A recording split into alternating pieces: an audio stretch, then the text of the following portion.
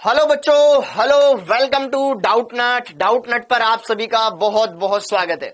तो आ जाइए जी, आ जाइए, आप सभी का बेटा बहुत बहुत स्वागत है एक बार फिर से डाउट नट के इस बेहतरीन बैच में, जहां पर हम बढ़िया से आगे की तैयारी करने वाले हैं। Good evening, good evening, good evening. कैसे हो आप सब?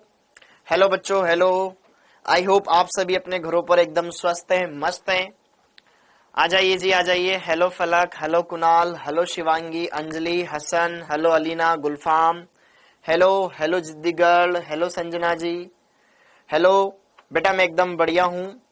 हेलो जी, hello hello Sidra, hello Nafish, hello Khushboo, Ashok, Indian. Good evening बेटा, गुड इवनिंग। ओके, हाँ जी। हेलो संदीप, हेलो बेटा, hello hello Manjeet, hello Priyanshu, hello Sandeep. Good evening, good evening, good evening. बेटा कहाँ गए थे यार? मैं बेटा वैष्णो देवी गया था, ठीक है, जो कि ऑलरेडी प्री डिसाइडेड था। उसके टिकट्स ऑलरेडी जुलाई में ही हो चुके थे। ओके, और मैं उसको पहले बताना नहीं चाहता था। हाँ बिल्कुल बेटा, बिल्कुल। हाँ जी, आ जाइए, आ जाइए, आप सभी का बहुत बहुत स्वागत है।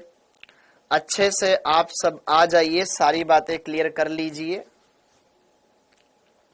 हाँ जी, आ जाइए जी, आ जाइए। Good evening, good evening, good evening, good evening जी, आप सभी का बेटा बहुत बहुत। हाँ, पूरा समझाऊंगा, टेंशन मत लो। हाँ जी, पिछले वाला लेक्चर अगर समझ में नहीं आया तो अपन उसको क्लियर कर लेंगे। Good evening, good evening. बेटा सगाई वगाई नहीं हुई है मेरी। हाँ जी, मैं एकदम बढ़िया हूँ, एकदम बढ़िया हूँ। L3 है बेटा, आज L3 अजहर। हाँ जी, ओके, आ जाइए, आ जाइए, आ जाइए, आप सभी का बेटा बहुत बहुत स्वागत है, बहुत बहुत स्वागत है। आई होप आप भी बेटा इन फ्यूचर अपने दोस्तों को, मतलब अपने पेरेंट्स को घुमाने ले जाएं, उनकी दिली तमन्ना पूरी करें, अच्छा लगेगा उनको। ओके, हाँ जी बेटा, आ जाइए। Good evening, good evening, good evening. कैसे हो आप सब? प्रसाद, प्रसाद खिला। प्रसाद मैं तुम्हारे लिए कामना करके आया हूं ना, कि सबकी बढ़िया से, अच्छे से इनकी लाइफ हो, आगे जाकर के बढ़िया करे अपनी लाइफ में, सारे गोल अचीव करे। ठीक है, ओके। हाँ जी, गुड इवनिंग बेटा, good evening, good evening, good evening. हाँ जी, सफर बढ़िया था बेटा, बढ़िया था। आ जाइए जी, आ जाइए आप सब। राधे राधे। सत्यम कुमार, मैंने पिछला वाला लेक्चर नहीं लिया था।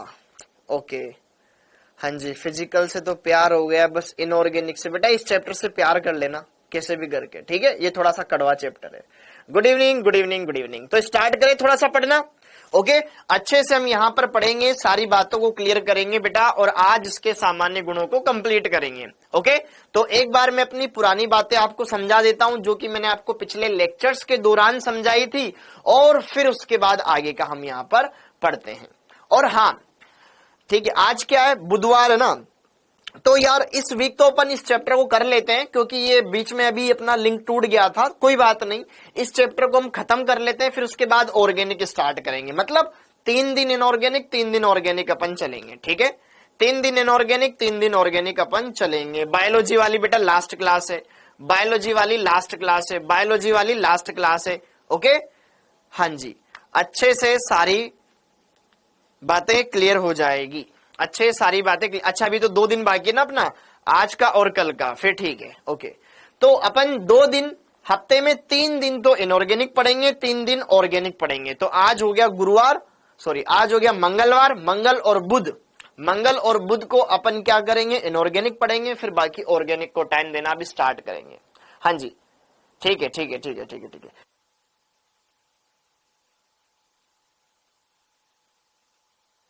ओके, तो अब बच्चों यहां पर आज के इस लेक्चर में हम क्या करने वाले हैं, सारी चीजें मैं आपको बताना चाहता हूं। और दूसरी बात कि सर आप इनऑर्गेनिक के साथ ऑर्गेनिक क्यों स्टार्ट करना चाहते हो?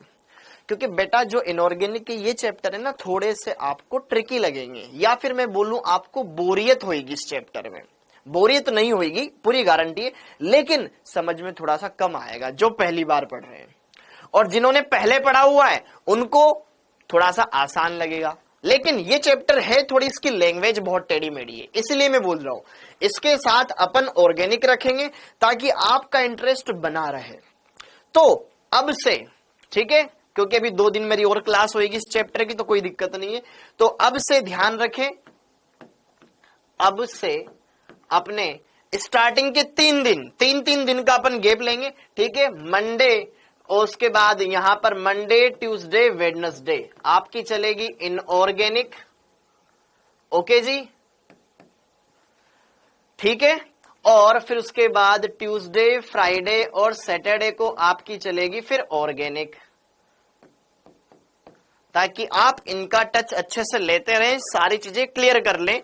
तो आज हमारे पास ट्यूसडे और वेडनेसडे 2 दिन का टाइम है, अच्छे से उसको पढ़ लेंगे, पुराना रिवाइज भी हो जाएगा। और फिर उसके बाद थर्सडे से मतलब गुरुवार से हम क्या करेंगे, ऑर्गेनिक पढ़ना भी स्टार्ट करेंगे।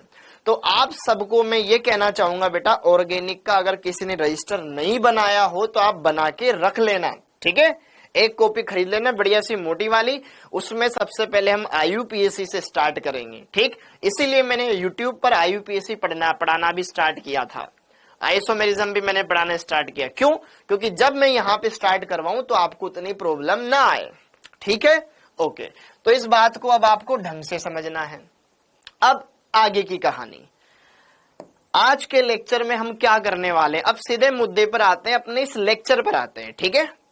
ओके, तो ये आपके लिए अभी थोड़ा सा अहम मुद्दा है, इस बात को ध्यान रखना। फिर कोई बोले सर मेरे को पता नहीं था, इसलिए मैं पहले बता दूं बेटा। ओके, तो अब हफ्ते के 3 दिन आपकी इनऑर्गेनिक और 3 दिन ऑर्गेनिक चलेगी। दिमाग में ये बात बिठा के रखना है कि आज कौन सा दिन है। अब आप ये भी नहीं बोल सकते कि सर मेरी कॉपी घर पे रह गई, आप ऑलरेडी घर पे हो, सर मैं आज गलती से इनऑर्गेनिक क्यों उठा के लेके आ गया। ऐसे तो बोल नहीं सकते कि आज तो ऑर्गेनिक है, मैं इनऑर्गेनिक क्यों उठा के लेके आ गया। तो इनका ध्यान रखना। ओके, अब आते हैं अपन आज के इस लेक्चर नंबर 3 पर। तो अभी तक हमने क्या क्या चीजें करी, क्या क्या चीजें हम पढ़ रहे हैं, उन सारी बातों को यहां से डिस्कस से अच्छे समझते हैं। हम पढ़ रहे थे बेटा संक्रमण धातुओं के सामान्य गुणधर्म। संक्रमण धातुएं बोले तो डी ब्लॉक की तत्व, डी ब्लॉक के तत्व, बहुत ही टेढ़ा मेढ़ा चैप्टर, ध्यान रखना। अब इसमें अभी तक हमने क्या पढ़ लिया, एक बार इसको रिवाइज करना बहुत जरूरी है, रिवीजन। अपने नोट्स जरूर निकाल के रखें। इस चैप्टर में अभी तक हमने ये देखा है, स्टार्टिंग का तो बेसिक इंट्रोडक्शन था, उसको हटा दो, सामान्य गुणधर्मों से देखो। सबसे पहले हमने देखा धात्विक सामर्थ्य। तो जैसे इसमें अगर हमें पता है सारी धातुएं, डी ब्लॉक में सारी धातुएं होती है, तो धातुओं के जैसे गुणधर्म ये दर्शाती है। दूसरा, इनके गलनांक और क्वथनांक के बारे में, मेनली इनके गलनांक ही पूछे जाते हैं। तो गलनांकों के बारे में आपको मैंने वहां पर पूरा आइडिया बताया कि जैसे जैसे अयुग्मित इलेक्ट्रॉन बढ़ते जाएंगे बेटा, धात्विक सामर्थ्य मजबूत होती जाएगी, और धात्विक सामर्थ्य बढ़ती जाएगी तो इनके गलनांक भी बढ़ते जाएंगे। क्या मेरी बात समझ में आई? इसी वजह से स्कैंडियम से क्रोमियम तक जब हम जाते हैं तो अयुग्मित इलेक्ट्रॉन बढ़ते जाते हैं, तो गलनांक बढ़ता जाता है। फिर अचानक से मैंगनीज वाले वर्ग में डिप आता है, ग्राफ में एक डिप आता है। क्यों? क्योंकि मैंगनीज का इलेक्ट्रॉनिक विन्यास एक स्टेबल विन्यास हो जाता है, ठीक है। उसके उस कॉम्प्लेक्स में +5 में मतलब वो 3d5 4s2 में वो ज्यादा स्टेबल हो जाता है, इसलिए उसकी धात्विक सामर्थ्य कमजोर हो जाती है। इस वजह से उसके गलनांक क्वथनांक अचानक से घट जाते हैं, फिर उसके बाद वापस बढ़ता जाता है और जिंक का सबसे कम आता है। तो स्कैंडियम से लेके क्रोमियम तक बढ़ता है, फिर मैंगनीज का अचानक से हर एक वर्ग में जो वर्ग संख्या 7 होगा, मन तक रे, मैंगनीज मन तक रे, इसका अचानक से डिप आएगा, ठीक है। और सबसे कम गलनांक होता है जिंदगी कैडबरी होगी, ठीक है, अपने वर्ग में। वर्ग संख्या 12 का सबसे कम, सबसे ज्यादा क्रोमोव, ठीक, इसका होगा। दंडना दंडन, इतनी बातें हमने देखी। और इसमें अपेक्षाकृत अचानक से कोई डिप आएगा, ये पॉइंट हमने देखा। फिर इसके बाद मैंने आपको घनत्व वाला पॉइंट बताया। घनत्व बढ़ता जाता है, माइनर सा बढ़ता जाता है, इसलिए ज्यादा कुछ खास डिफरेंस हमें नहीं देखने को मिलता है, उसमें वो ध्यान रखना।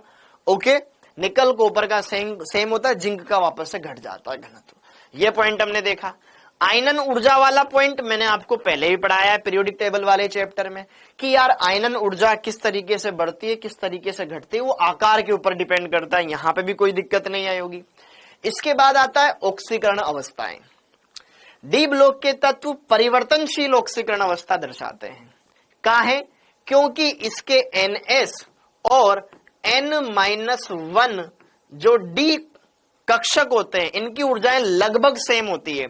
तो जहां S से इलेक्ट्रॉन त्यागा जाता है तो ये D से भी निकाल सकते हैं, लेकिन सारे D के निकाल देंगे अयुग्मित इलेक्ट्रॉन वाले, ठीक है, वही इलेक्ट्रॉन यहां पर निकलते हैं। फिर हमने उनके बारे में देखा कि यार स्कैंडियम से लेके जिंक तक कौन सा तत्व कितनी कितनी ऑक्सीकरण अवस्थाएं दर्शा सकता है, वो हमने सीखा। फिर उसके बाद अगला पॉइंट हमने देखा बेटा, अगला पॉइंट हमने देखा कि कौन सी ऑक्सीकरण अवस्था कितनी स्थायी है, कौन सी ऑक्सीकरण अवस्था कम स्थायी है, वो कैसे पता चलेगा, उनके E0 सेल के ऊपर, बोले तो इलेक्ट्रोड विभव के ऊपर। कोई भी धातु किस तरीके, मतलब कोई भी आवेश हो उन पर, कोई भी आवेश हो, तो जब वो ठोस में अपचयित हो रही है तो उसका अपचयन विभव कितना है। तो किसी भी धातु का अपचयन विभव, भाई अपचयन विभव कैसे ज्ञात करते हैं, उसका विलयन बनाएंगे, जलीय सॉल्यूशन बनाएंगे, इलेक्ट्रोड वगैरह लगाएंगे, फिर पोटेंशियल आएगा, फिर वहां से अपन E0 ज्ञात करते हैं। तो वो E0 अगर पॉजिटिव है तो अपचयन हो जाएगा। अगर E0 देखो ये क्या है, अपचयन विभव धनात्मक है तो उसका आसानी से अपचयन होगा, हाँ या ना। अगर SRP धनात्मक है उसका अपचयन आसानी से, अगर SOP धनात्मक है उसका ऑक्सीकरण आसानी से। इतना हमने देख लिया था। अच्छा, अब जरा देखो ध्यान से, कोई भी अभिक्रिया होती है तो उसके लिए डेल्टा G का मान कैसा रहता है, नेगेटिव रहता है। अब डेल्टा G नेगेटिव हो, इसके लिए E0 को कैसा रहना पड़ेगा, पॉजिटिव। मतलब अगर E0 सेल पॉजिटिव रहेगा तो वो अभिक्रिया हो पाएगी, हमने ये देखा था। और डेल्टा G का नेगेटिव रहने के लिए बेटा डेल्टा H का भी कैसा रहना होता था, नेगेटिव रहना पड़ता था ओवरऑल। तो कहीं ना कहीं ये दोनों आपस में रिलेटेड हो गए। डेल्टा H क्या है कि यार कोई धातु आयन, जैसे कि सपोज करो मान लो कोई ठोस धातु है, इसका ऑक्सीकरण हो रहा है, ये किस में गया, एक्वस में गया, एक्वस आयन में गया। सपोज करो कितने भी इलेक्ट्रॉन इसने निकाले हो पता नहीं हमें, जैसे कि सपोज करो मैं यहां +N भी लगा सकता हूं, जैसे कि एक निकाल दिया इसने। तो यह प्रोसेस डायरेक्ट थोड़ी ना हुआ है, ठोस से जल में आने के बाद अचानक से ये एक्वस आयन कैसे बन गया। ये तो टोटल एंथैल्पी चेंज है। यह टोटल एंथैल्पी चेंज हर एक स्टेप में होने वाले एंथैल्पी चेंज के ऊपर डिपेंड करेगा, अर्थात ऊष्मा परिवर्तन के ऊपर डिपेंड करेगा। भाई आपने पहले इसको गैस में कन्वर्ट किया होगा तो ऊर्ध्वपातन ऊर्जा लगी होगी, फिर वहां से इलेक्ट्रॉन निकाला होगा, फिर आयनन ऊर्जा लगी होगी, दोनों देनी पड़ी। और फिर यहां पर जैसे ही उस गैसीय धनायन को जल में डाला तो फिर जल योजन ऊर्जा निकली होगी। तो दो ऊर्जाएं तो देनी पड़ी, ये निकली। तो अगर डेल्टा H का मान नेगेटिव रहेगा वो प्रोसेस हो जाएगा, क्योंकि उसके लिए E0 सेल पॉजिटिव आ जाएगा। दोनों बातें समझ में आ रही है। तो मैंने आपको यहां पर इन बातों के बारे में बताया था। तो हमें क्या पता चला था कि यार अगर हम बात करें 3D श्रेणी में जो E0 होता है, मेटल +2 से जब प्लस में जाती है वो सबके लिए नेगेटिव आता है। मानक अपचयन विभव का मान कॉपर को छोड़ करके सबका ऋणात्मक होता है, यस और नो। कॉपर का ही धनात्मक क्यों होता है, तो उसके लिए मैंने आपको यह बताया था कि यार कॉपर +1 से कॉपर +2 ज्यादा स्टेबल होता है, स्थायित्व इसका ज्यादा होता है। इसका स्थायित्व ज्यादा काहे होता है, क्योंकि इसके लिए निकलने वाली जो जल योजन ऊर्जा होती है वो इसके मुकाबले ज्यादा होती है, हाँ या ना, हाँ या ना। कॉपर +2 आयन की जल योजन ऊर्जा कॉपर +1 से ज्यादा होती है, इसलिए जो डेल्टा H है ओवरऑल ज्यादा ऋणात्मक प्राप्त होता है कॉपर +2 आयन के लिए। इसलिए कॉपर +2 आयन ज्यादा स्टेबल होता है, ये भी हमने बताया। और उसी वजह से कॉपर के लिए यहां पर कॉपर +2 से कॉपर में जाना, इसके लिए E0 कैसा आया था, पॉजिटिव आया था। क्या ये इतनी बातें एकदम क्लियर हो जानी चाहिए बेटा दिमाग में, यस और नो। ये पॉइंट हमने देखा। फिर इसके बाद बाकी और इतने कोई खास पॉइंट नहीं थे। इसके बाद फिर मैंने आपको वही इतनी बातें अपन ने देख ली थी। अब इसके आगे की कहानी देखेंगे। हाँ, इतनी बात हो गई। एक पॉइंट मेरे को और बताना था, कॉपर कि यार जो ये संक्रमण तत्व होते हैं किसके साथ अपनी उच्च ऑक्सीकरण अवस्था दर्शाते हैं? जैसे कि स्कैंडियम +3 में होता है उच्च ऑक्सीकरण अवस्था, टाइटेनियम +4 होती है उच्चतम, वेनेडियम की +5 होती है, क्रोमियम की +6 होती है, मैंगनीज की +7 होती है। तो उच्चतम ऑक्सीकरण अवस्था संक्रमण तत्वों की या तो हेलाइडो में देखने को मिलेगी या फिर ऑक्साइडो में देखने को मिलेगी। पूरा नोट्स देख के ध्यान से चलो, या तो हेलाइडो में देखने को मिलेगी या फिर उनके ऑक्साइडो में देखने को मिलेगी। अब जो जितना विद्युत ऋणी है उसके साथ उतनी मैक्सिमम वो शो करता है। क्यों करता है? क्योंकि अधिक विद्युत ऋणी परमाणु इलेक्ट्रॉनों को खींचने में माहिर होता है। ओके, तो वो क्या करेगा बेटा, धनायन उस परमाणु, धातु परमाणु से इलेक्ट्रॉन खींचेगा। जितना ज्यादा इलेक्ट्रोनेगेटिव होगा उतना ज्यादा खींचेगा। इसलिए उच्चतम ऑक्सीकरण अवस्था फ्लोराइडो में पाई जाती है या ऑक्साइडो में पाई जाती है। जैसे कि टाइटेनियम है +4, यहाँ पे एक TiF4 बना लेता है, वेनेडियम ये +5 बना लेता है, CrF5 बना लेता है, मैंगनीज MnF7 नहीं बनाता है।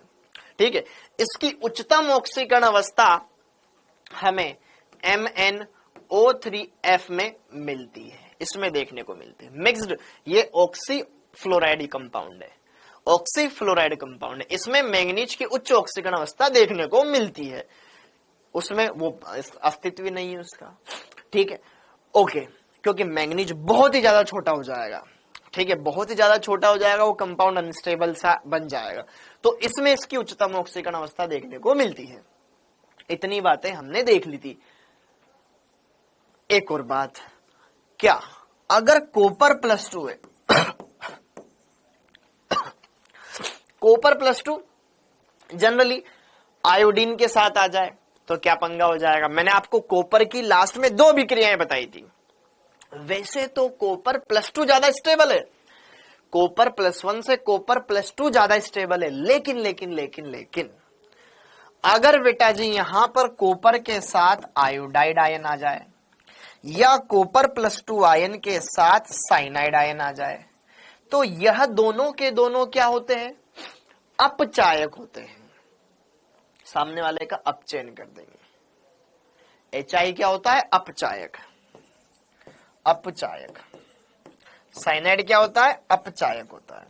समझना इस बात को, ठीक है? ये दोनों क्या है? अपचायक होते हैं। तो इन दोनों के मिलने से जो कंपाउंड बनना चाहिए था वो ये होना चाहिए था CuI2, कि भैया यहाँ पे माइनस है, इसके पैरों में 1 आ जाएगा, इसके पैरों में 2 आ जाएगा। और यहां जो कंपाउंड बनना चाहिए वो CuCN होल ट्वाइस बनना चाहिए, लेकिन ये अनस्टेबल होता है। यह कंपाउंड तुरंत ही टूट जाता है Cu2I2 में, या इसको आप ऐसे लिख सकते हो 2Cui, और साथ में यहां I2 गैस रिलीज हो जाती है। और यहां पर ये कंपाउंड भी अनस्टेबल होता है, ये कंपाउंड कन्वर्ट हो जाता है Cu2CN होल ट्वाइस में या CuCN में, और यहां साइनोजन गैस निकल जाती है। जैसे यहां पर ये क्लोरीन गैस, आयोडीन वगैरह होती है, आयोडीन तो ठोस में पाया जाता है, ये साइनोजन गैस यहां से मुक्त हो जाती है। ये बात आपको मैंने समझाई। देखो, जैसे मान लो एक परख नली है, इस परख नली में मेरे को क्यूप्रिक आयन है, क्यूप्रिक आयन, जैसे मैंने इसमें आयोडाइड लवण मिलाया, कोई आयोडाइड, पोटेशियम आयोडाइड मिला दिया, कुछ भी मिला दिया, तो यहां पे कॉपर +2 कॉपर +1 में कन्वर्ट हो जाएगा। ये कॉपर +2 कॉपर +1 में चला गया। कहां गया? कॉपर +2 ये आयोडाइड के साथ इसमें स्टेबल नहीं था, तुरंत कॉपर +1 में चला गया। ये मैंने आपको बताया। क्यों? क्योंकि ये अपचायक है, इसका अपचयन कर देगा। समझ में आया? सेम उसी तरीके से यहां पर कॉपर +2 ने इसका अपचयन कर दिया, कॉपर +2 का अपचयन हो गया, +2 से +1 में आ गया। इतनी बातें मैंने आपको पिछले लेक्चर्स के दौरान बताई। क्या यह बात आपको समझ में आई बेटा? इतनी बातें क्लियर हो गई थी। अब इनसे आगे की कहानी अब हम देखेंगे, ठीक है? हैलाइडो के अंदर देख लिया, अब ऑक्साइडो के अंदर देखेंगे कि यार ऑक्साइडो में किस तरीके से ऑक्सीकरण अवस्थाओं का ये दौर चलता है। ओके, और अभी आपको नोट कुछ नहीं करना है, यहां पर ये नोट नहीं करना है, ये आपके एनसीईआरटी का फोटो है, ठीक। अब एनसीईआरटी में भी जरा देखो ध्यान से, वही बात, हैलाइडों की, धातुओं के हैलाइडों के क्या सूत्र बन सकते हैं, कि हैलाइड के साथ क्या कॉम्बिनेशन बिठा सकते हैं। तो जरा देखो ध्यान से, टाइटेनियम +4 तक जा सकता है यहां पर। अब टाइटेनियम देखो, ये वेनेडियम +5 तक हैलाइड, क्रोमियम के +6 तक हैलाइड, लेकिन मैंगनीज का +7 वाला फ्लोराइड नहीं बना, +7 वाला फ्लोराइड नहीं बना, केवल यहां तक के, ये +4 तक के, फिर घटते जाते हैं घटते जाते हैं, फिर न्यून कम ऑक्सीकरण अवस्था वाले हैलाइड इनके बनते हैं। जैसे कि जिंक हो गया, यहाँ पर ये हो गया, ये NiX2 बना लेता है, ये +3 तक बना लेता है, +4 इनके नहीं बनाते हैं, ठीक है। तो आप इसमें ये ध्यान रखना, क्वेश्चन यहां से ये बनता है कि संक्रमण धातुएं किनके साथ उच्चतम ऑक्सीकरण अवस्थाएं दर्शाती है। तो आप ध्यान रखना हैलाइडों के साथ और ऑक्साइडों के साथ, दैट्स इट। और एक कॉपर वाली ये अभिक्रिया ध्यान रखना, बाकी कुछ नहीं है, बाकी सब समझने का काम था, बाकी समझने का काम था, ताकि आप जब देखें उसको तो आराम से समझ सके। वो बातें क्लियर हो गई, ये अभिक्रिया समझ में आ गई। और यहां पर आपको बस ये ध्यान रखना है कि हाँ यार, हैलाइडों में और ऑक्साइडों में इनकी उच्च ऑक्सीकरण अवस्थाएं पाई जाती है, दैट्स इट, डन। अब ऑक्साइडों और ऑक्सी आयनों में देखो, हैलाइडों तक देख लिया था, उतनी बातें क्लियर हो गई थी। और यहां पर वो जो लाइन थी ना बेटा, मैंने एनसीईआरटी से उठाई थी, उसमें गड़बड़ थी, उसकी जगह फिर मैंने आपको बताया था कि यार वो कुछ गड़बड़ है। तो जरा देखो ध्यान से, कॉपर +2 आयन का स्टेबिलिटी क्यों कॉपर +1 से ज्यादा होता है, उस बात को वापस से मैं एक्सप्लेन करता हूं। कॉपर +2 आयन ऑक्सीकरण अवस्था में कॉपर +1 ऑक्सीकरण अवस्था से अधिक स्थायी होता है। Copper +2 is more stable than copper +1। क्या कारण है? इसे कॉपर 2+ एक्वस की कॉपर +1 की तुलना में अधिक ऋणात्मक जल योजन एंथैल्पी के आधार पर समझाया जा सकता है। मतलब जब कॉपर +2 आयन बनता है तो ज्यादा एनर्जी निकलती है, इस वजह से जो डेल्टा H है ओवरऑल नेगेटिव प्राप्त होता है। कॉपर +1 बना, कॉपर 2+1 बना, कॉपर 2+ बना और कॉपर +1 बना, इधर ज्यादा ऊर्जा निकलती है, तो डेल्टा H ओवरऑल नेगेटिव आता है। तो कॉपर से कॉपर +1 बनने के बजाय डायरेक्ट ही कॉपर से कॉपर +2 बन जाता है नॉर्मल केस में, ठीक है, ओके। ये बात यहां थी, ये भी आपके काम आ जाएगी। अब आप यहां से लिखना स्टार्ट करो, ठीक है, ये आप नोट डाउन कर सकते हो, इसकी जगह छोड़ सकते हो, फिर आप अब यहां से लिखना स्टार्ट करो। क्या कि यार ऑक्साइड और ऑक्सी आयनों में ऑक्सीकरण अवस्थाओं का स्थायित्व,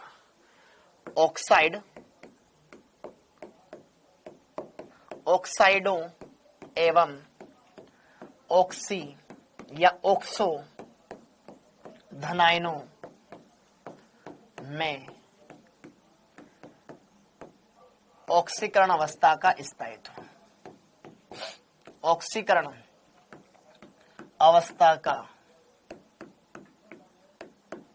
स्थायित्व, ठीक है, का स्थायित्व। हैलाइडों में देख लिया हमने, अब इनमें देख लेते हैं। तो यहां पर ऑक्साइड और ऑक्सीधनायन, ऑक्सीधनायन मतलब ऑक्सीन के साथ धनायन, ऐसा कंपाउंड है जिसमें ऑक्सीन भी है, संक्रमण तत्व भी है, लेकिन उस पर धनायन है। तो जरा देखो ध्यान से, यहां पर इसमें क्या क्या पॉइंट है जो हमें समझने हैं, उसी को लिखते जाएंगे, जो देख रहे हैं उसी को लिखते जाएंगे, कुछ नया नहीं है। देखो ध्यान से, यहां पे एक टेबल बताता हूं मैं आपको, इस टेबल को आपको एनसीईआरटी में दे रखा है, इसको मैं समझाता हूं। देखिए, ये जो टेबल दे रखी है बेटा, धातुओं के ऑक्साइड दे रखे हैं। अब इसमें जरा देखो ध्यान से, स्कैंडियम उच्चतम ऑक्सीकरण अवस्था +3 दर्शाता है। तो संक्रमण धातुओं के ऑक्साइडों में ये तत्व अपनी उच्चतम ऑक्सीकरण अवस्था प्रदर्शित करते हैं, ठीक है, स्कैंडियम से मैंगनीज तक। अगर मैं बात करूं, ये आराम से अपने ऑक्साइड में उच्चतम ऑक्सीकरण अवस्था दर्शा देंगे, टाइटेनियम +4 तक दर्शा देगा, वेनेडियम +5 तक दर्शा देगा, क्रोमियम +6 तक दर्शा देगा, मैंगनीज +7 तक दर्शा देता है, जबकि आयरन Fe+3 तक दर्शाता है, फेरिक ऑक्साइड बनाता है, +3 तक दर्शाता है, फिर उसके बाद डिक्रीज होता जाता है। तो स्कैंडियम से लेकर के मैंगनीज तक के संक्रमण तत्व ऑक्साइडों में अपनी उच्चतम ऑक्सीकरण अवस्था दर्शा सकते हैं। क्लियर हुआ मामला? स्कैंडियम से लेकर मैंगनीज तक संक्रमण तत्व अपनी उच्चतम ऑक्सीकरण अवस्था दर्शा सकते हैं। डन है मामला? इसको लिख लो। हाँ जी, लिखिएगा, स्कैंडियम से मैंगनीज तक संक्रमण तत्व अपने ऑक्साइडों अपने ऑक्साइड्स, इंग्लिश में लिख रहा हूं ना, अपने ऑक्साइडों, हिंदी में लिख लेना, इंग्लिश में ऑक्साइड्स में उच्चतम ऑक्सीडेशन स्टेट दर्शा सकते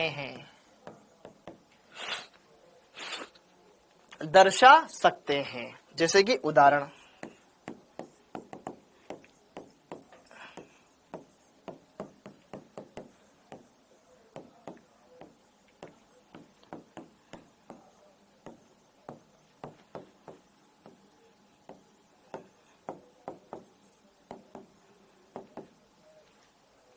अच्छा आदि तो क्या लगाऊं, ये तो पूरा ही हो गया।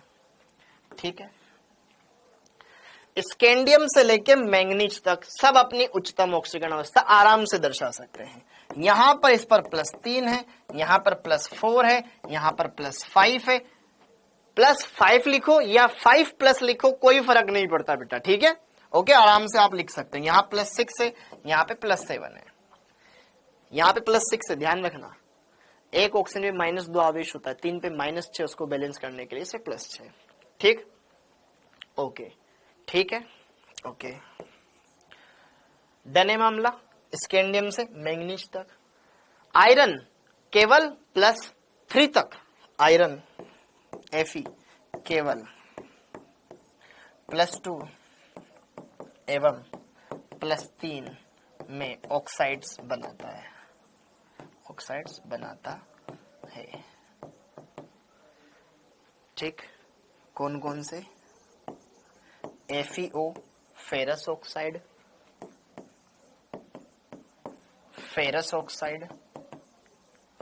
Fe पर आवेश +2 फेरस, और एक फेरिक Fe2O3 फेरिक ऑक्साइड।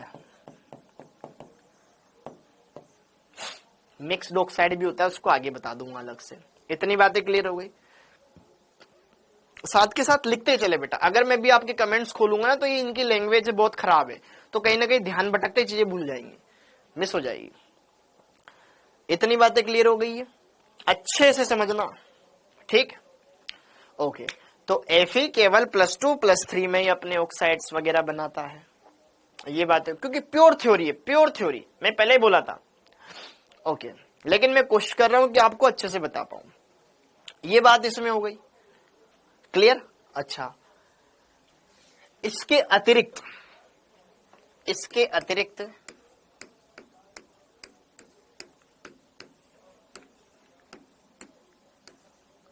ऑक्सीधनायनों या ऑक्सोधनायनों में भी कुछ संक्रमण तत्व अपनी उच्च ऑक्सीडेशन स्टेट दर्शाते हैं।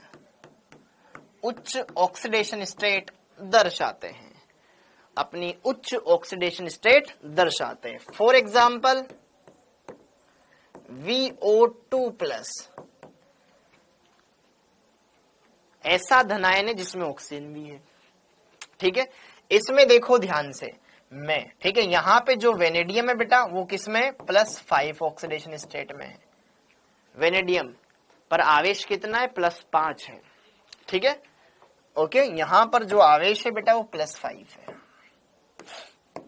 और सिमिलरली इसी तरीके से अगर मैं बात करूं TiO+2, यह ऐसा धनायन है, टोटल ओवरऑल चार्ज +2 है, ऑक्सीजन पे नहीं है। ऑक्सीजन पे तो -2 होता है, एक ऑक्सीजन पे तो -2 होता है।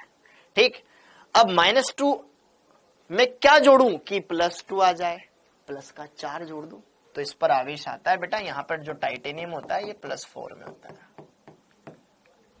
आप इसको थोड़ा एनसीईआरटी से भी रीड कर सकते हो, ठीक है, लेकिन बातें आपको अच्छे से यहां समझ में आ जाएगी। ओके, इतनी बातें क्लियर है, ये बात मैंने आपको बता दी। तो ये बात आपको जाननी चाहिए सबसे पहले तो बेसिक लेवल पर। इतनी बात क्लियर, डन मामला। अब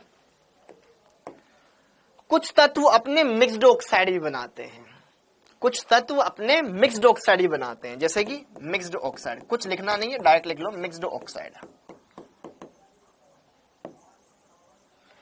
यहां पे अगर आप देखोगे बेटा डायग्राम में जिन पे स्टार लगा हुआ है, ये वाला, ये वाला, ये वाला, ये मिक्स्ड ऑक्साइड है, ये मिक्स्ड ऑक्साइड है।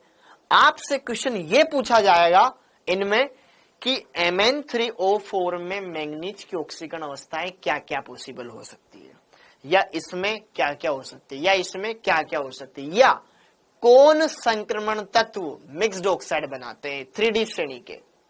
समझ में आया क्या क्या कि संक्रमण श्रेणी है, इसमें कौन से तत्व अपने मिक्स्ड ऑक्साइड बनाते हैं, मैंगनीज, आयरन, कोबाल्ट, इस श्रेणी से समझ में आ रहा है।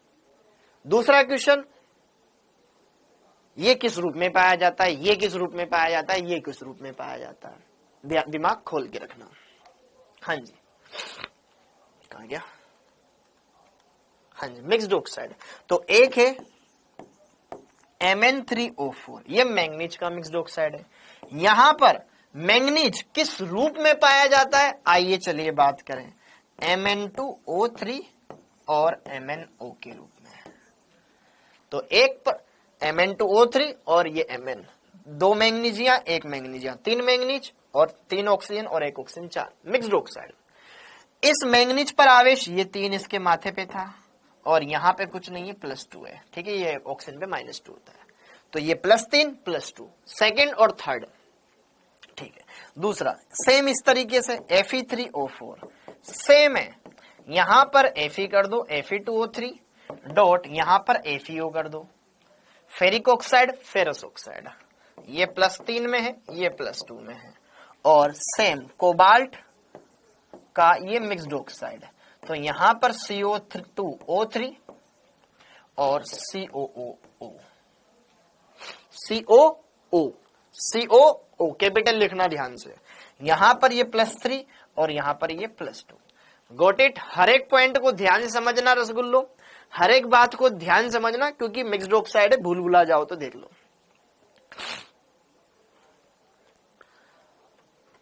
ठीक है,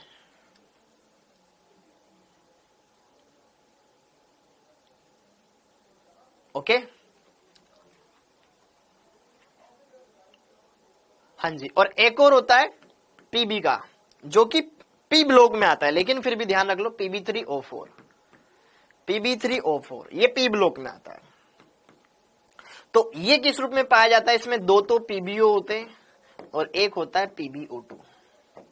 तो 2 PB और 1 PB, 3 PB, 2 ऑक्सीजन ये और 2 ऑक्सीजन ये, 3 ऑक्सीजन, ठीक है, ध्यान रखना, ये पी ब्लॉक के लिए। तो ये कुछ कंपाउंड है जिनके मिक्स्ड ऑक्साइड भी पाए जाते हैं। क्लियर, मिक्स्ड ऑक्साइड मतलब मिश्रित ऑक्साइड, तो आपको यही लिखना है जो मैंने लिखवाया है। ओके, अब अगला पढ़ाओ, इतना समझ में आया, इतना समझ में आया, डन है मामला। ओके, तो हमने यह देख लिया कि भाई इसके अतिरिक्त अगर मैं ऑक्सीजन आयनों की बात करूं, उसमें भी कुछ तत्व अपनी उच्च ऑक्सीकरण अवस्था दर्शाते हैं, ये हमने देख लिया। अब ये सारी चीजें अपन ने कवर कर ली, बाकियों को इग्नोर करो, ठीक है। अब अगली कहानी कि सर जैसे कि वेनेडियम +2 में भी है, +3 में भी है, +4 में भी, +5 में भी है, कौन अम्लीय, कौन क्षारीय, कौन उभयधर्मी। भाई ऑक्साइड है, धातुओं के ऑक्साइड क्षारीय प्रकृति के होते हैं, पढ़ा है, लेकिन इनमें से कौन ज्यादा क्षारीय, कौन कम क्षारीय, वो कौन बताएगा? आप बताओगे तो बताओ, देखो ध्यान से मैं बताता हूं। हाँ जी, देखो यहां पे भी उसकी टेबल है, कोई दिक्कत नहीं, मैं देखो ध्यान से। हाँ जी, यहां पर इतनी बातें हमने लिख ली। अब इसके बाद यहां लिखिए, यहां लिखिए बेटा ऑक्सीकरण अवस्था, ऑक्साइडों की, ऐसा लिखो ऑक्साइडों की प्रकृति, ऑक्साइडों की प्रकृति, ऑक्साइडों की प्रकृति। कौन सा ऑक्साइड किस प्रकृति का होगा उसके बारे में अब हम यहां पर चर्चा करेंगे। कौन सा ऑक्साइड किस प्रकृति का होगा उसके बारे में हम यहां पे चर्चा करेंगे, कि उदासीन है, कि उभयधर्मी है, कि क्षारीय है। ऑक्साइड जनरली 3 तरह के होते हैं।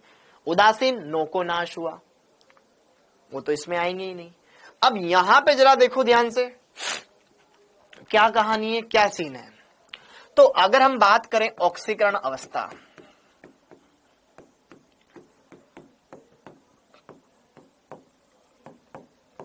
अगर न्यूनतम वाली है, जैसे कि +2 और +3, +2 है और +3 है, तो यहां पर ऑक्साइड की जो प्रकृति होगी ना, वो कैसी होगी, कम में क्षारीय, कम में क्षारीय प्रकृति का ऑक्साइड। फिर मध्यम ऑक्सीकरण अवस्था +4, उभयधर्मी, उभयधर्मी। उच्चतम ऑक्सीकरण अवस्थाएं जैसे कि +5 हुई, +6 हुई, +7 हुई, समटाइम्स +8 हुई, तो ये होते हैं बेटा अम्लीय ऑक्साइड, ये होते हैं अम्लीय ऑक्साइड। तो ये ध्यान रखिए। अब जैसे कि उदाहरण हम बताते हैं आपको, उदाहरण हम आपको बताते हैं, ये लिख लो ऑक्साइड की प्रकृति, कि अगर ऑक्सीकरण अवस्था हम देख लें +2 है कि +3 है, तो हम बोल देंगे भैया वो क्षारीय है। +4 है तो उभयधर्मी, +6 मतलब +5 है, +6 है, +7 है या +8 है, तो बोल देंगे उभय अम्लीय, एसिडिक नेचर का। अब आगे की कहानी, उदाहरण जैसे कि देखो ध्यान से, इस डायग्राम में देखो न्यूनतम ऑक्सीकरण अवस्था, देखो टाइटेनियम +2 ऑक्सीकरण, यहां पे लिखी हुई है इनकी ऑक्सीकरण, जैसे कि +2 ऑक्सीकरण अवस्था वाले ये ऑक्साइड है, ये ऑक्साइड है, ये ऑक्साइड है, ये ऑक्साइड, सबके सबके से क्षारीय, सबके सबके से क्षारीय, सबके सबके से क्षारीय, सब क्षारीय प्रकृति के। तो अगर हम यहाँ पे +2 ऑक्सीकरण अवस्था वाले ऑक्साइड लिखे, जो कि बहुत ही रेयर पाए जाते हैं, जैसे कि अगर हम बात करें VO, TiO, फिर अगर हम बात करें CrO, ये कैसे होते हैं, क्षारीय होते हैं। सर आपने Cr2O3 नहीं लिखा, Cr2O3 आपका यहां पर अपवाद है, अपवाद Cr2O3 उभयधर्मी होता है। Cr2O3 आपका उभयधर्मी होता है। क्या होता है, उभयधर्मी होता है, ठीक है, वो एसिड और बेस दोनों के साथ रिएक्ट करता है। ये हो गया। और देखो उच्चतम ऑक्सीकरण अवस्था वाले अम्लीय होते हैं, ठीक है। अब जैसे कि यहां पर मैं बात करूं CrO3, CrO3 और Mn2O7, Mn2O7 ये कैसा होता है, ये होता है अम्लीय, ये कैसा होता है, अम्लीय होता है। Mn2O7 ये कैसा होता है, अम्लीय, यहां पे +6 है, यहां पे +7 है। सर वेनेडियम में क्या दिक्कत आ गई, पहले ये नोट कर लो, उसको भी मैं समझाता हूं, इसको नोट कर लो, उसको भी समझाता हूं।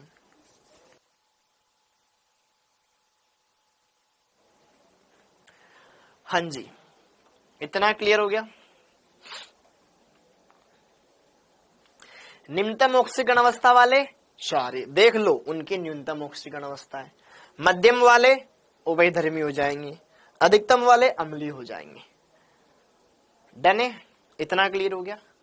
Cr2O3 अपवाद होता है। एक और पॉइंट, इतनी बातें लिख ली हो थोड़ा और, क्योंकि इसमें लिखने का मटेरियल ज्यादा है, याद करना पड़ेगा तो चीजें याद रहेगी बेटा, भूल जाओगे ये सारी बातें, इसको नहीं बनाना आपको, ठीक है। ओके, अगली बात, वेनेडियम पेंटाऑक्साइड, V2O5, V2O5 इसका नाम है वेनेडियम पेंटा ऑक्साइड, वेनेडियम पेंटा ऑक्साइड।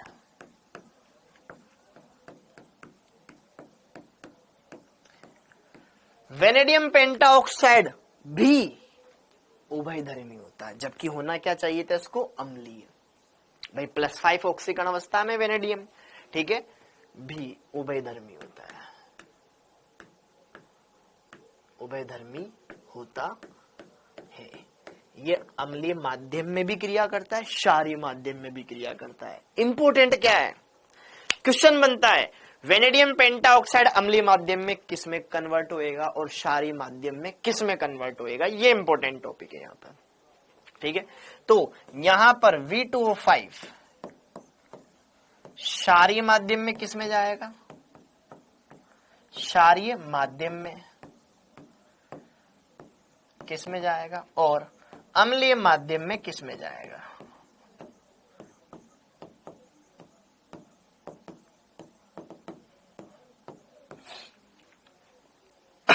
ये भी कैसा होता है, एम्फोटेरिक, मतलब अम्लीय क्षारीय दोनों माध्यमों में क्रिया करेगा, कोई दिक्कत नहीं, अम्ल के साथ भी क्रिया करेगा, क्षार के साथ भी क्रिया करेगा, ऐसा अपन बोल सकते हैं। इतना समझ में आया। तो अगर हम बात करें V2O5 की, तो V2O5 क्षारीय माध्यम में कन्वर्ट हो जाता है बेटा VO4 3- आयन में। ये एक ऑक्सो ऋणायन बना लिया, ऑक्सो ऋणायन बना लिया, और यहां पर ये ऑक्सो धनायन में कन्वर्ट हो जाता है VO2+ में। ध्यान रखिएगा, दोनों में ऑक्सीकरण अवस्था वेनेडियम की +5 है, उसमें भी +5 आएगी, उसमें भी +5 है, x मान के सोल्व कर सकते हो, +5 आएगी। V2O5 ध्यान रखना अम्लीय माध्यम और क्षारीय माध्यम में किसमें कन्वर्ट होता है, ध्यान रखिएगा। यहां पर तो ये बनाता है VO4 3- और यहां पे देता है ये VO2+ आयन।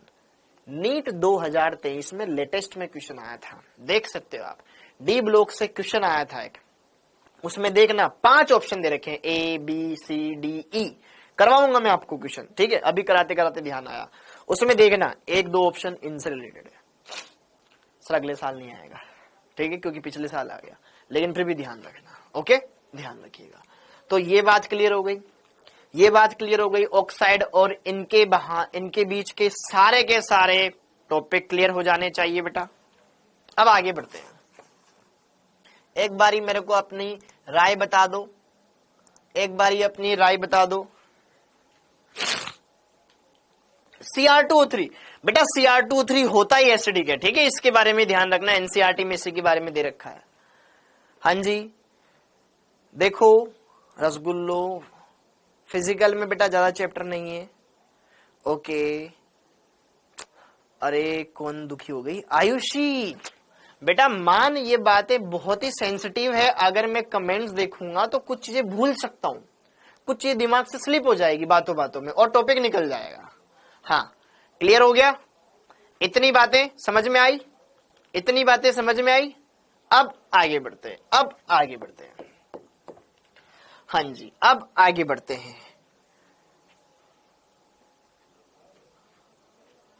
जैसे कि क्वेश्चन करो, निम्न, हाँ क्वेश्चन चाहिए ना तुम्हें, निम्न में से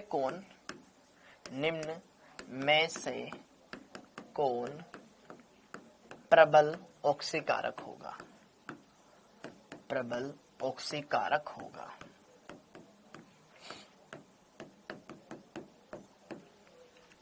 निम्न में से कौन प्रबल ऑक्सीकारक होगा,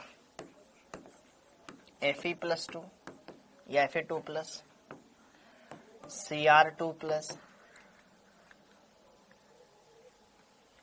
C, Mn3+, D,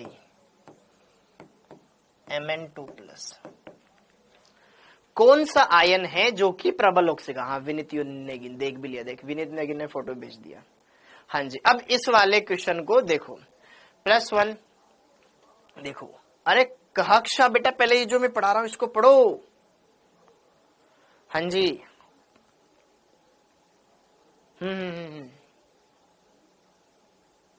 हेलो, हाँ जी बेटा जरा देखो, ध्यान से देखो, इस क्वेश्चन को ध्यान से देखो, क्वेश्चन को देख, क्वेश्चन पे फोकस करो।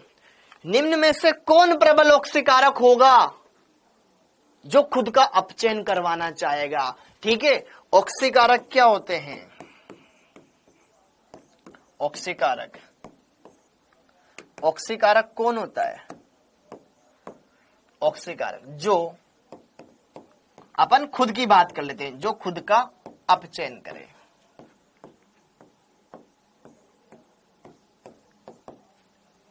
जो खुद का अपचयन करे, भैया हम तो ये जानते हैं जो खुद का अपचयन करने में बिलीव करे वो अपचायक होएगा, हाँ या ना? कौन इलेक्ट्रॉन त्यागना चाहेगा, मतलब हाँ कौन, मतलब खुद का अपचयन, कौन इलेक्ट्रॉन लेना चाहेगा, किसको फायदा है? देखो ना यार, Fe+2 में है, इसका इलेक्ट्रॉनिक विन्यास 3d6 है, 4s इसका खाली है। दिमाग लगाओ, अगर मैं बात करूं यहां पर Cr+2, Cr+2 में ये 3d4 में है, ठीक है, और यहां पर 4s 0 है, ओके।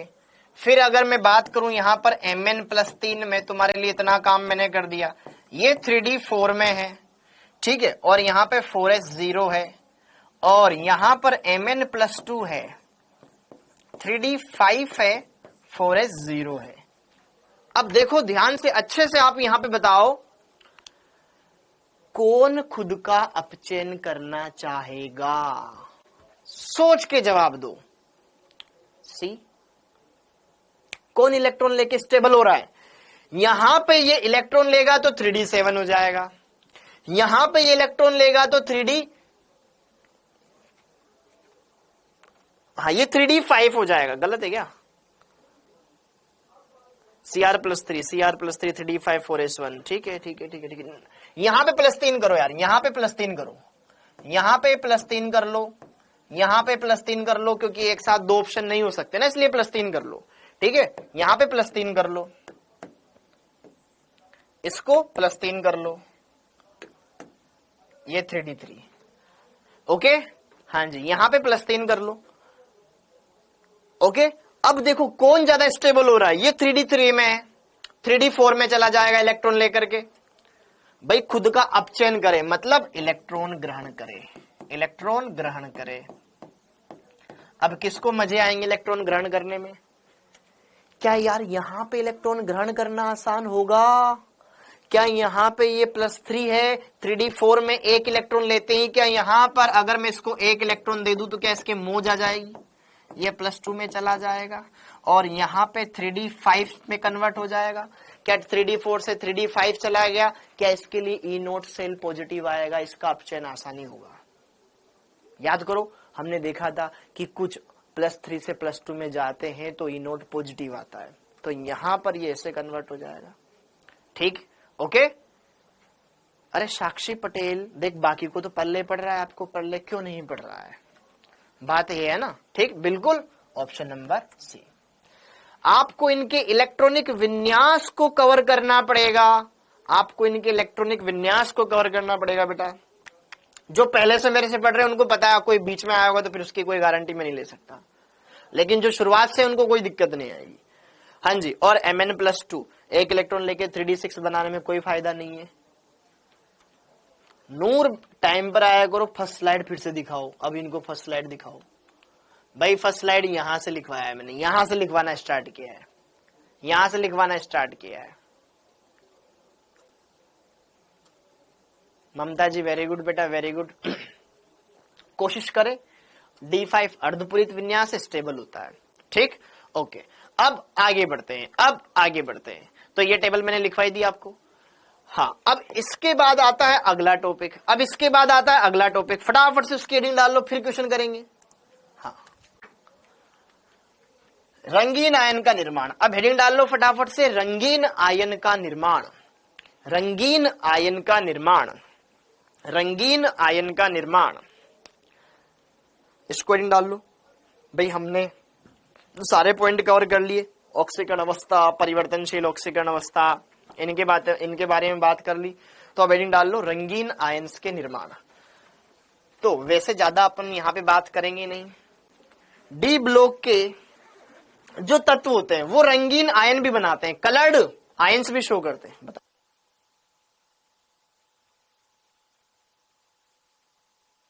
हाँ जी, जो डी ब्लॉक की धातुएं होती है बेटा वो रंगीन आयन भी बनाती है। सर रंगीन आयन कैसे बनता है? अयुग्मित इलेक्ट्रॉन होता है, तो क्योंकि अयुग्मित इलेक्ट्रॉन है, सिंगल इलेक्ट्रॉन है, ऊर्जा लेगा, ऊपर जाएगा, वापस नीचे आएगा, फोटोन रिलीज करेगा और वो फोटोन ही कलर के लिए रेस्पॉन्सिबल होगा। ठीक है कि कोई भी संकुल कलर्ड क्यों होता है, कोई भी यौगिक कलर्ड क्यों होता है बेटा, उसके पीछे वही डी ट्रांजिशन, हम थोड़ा आगे उसको डिटेल में पढ़ेंगे। आज उप सहसंयोजक संकुल में पढ़ेंगे। रंगीन आयन का निर्माण, इसका कारण है डी संक्रमण। डी संक्रमण के कारण, डी संक्रमण के कारण रंगीन आयन आराम से बनाते हैं। रीजन क्या है? डी संक्रमण के कारण। उप सहसंयोजक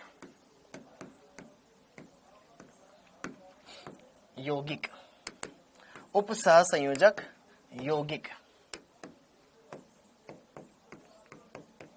वाले चैप्टर में पढ़ेंगे, वाले चैप्टर में पढ़ेंगे।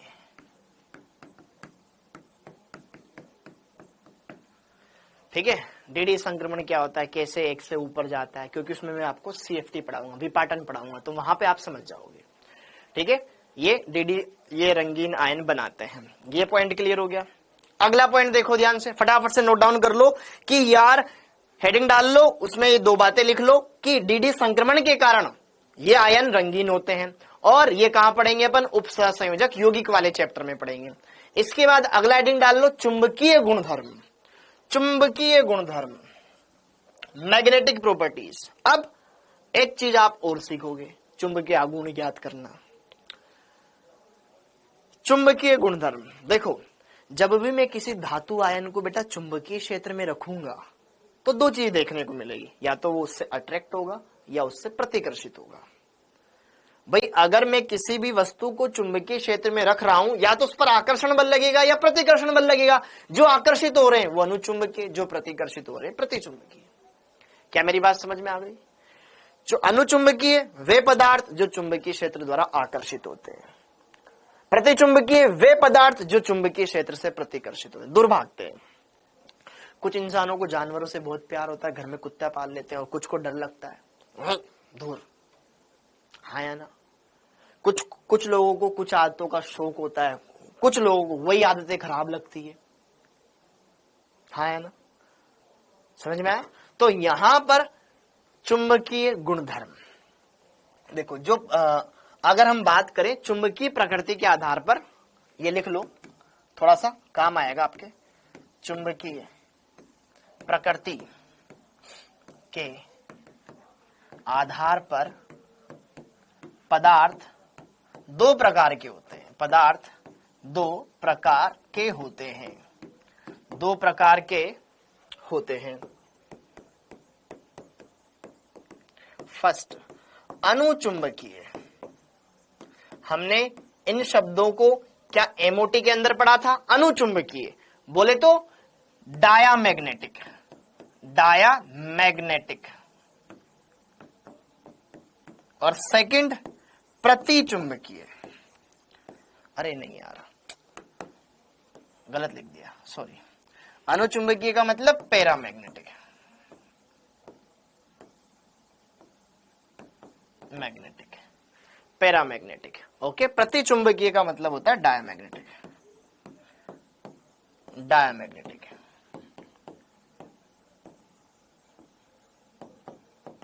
डायामैग्नेटिक।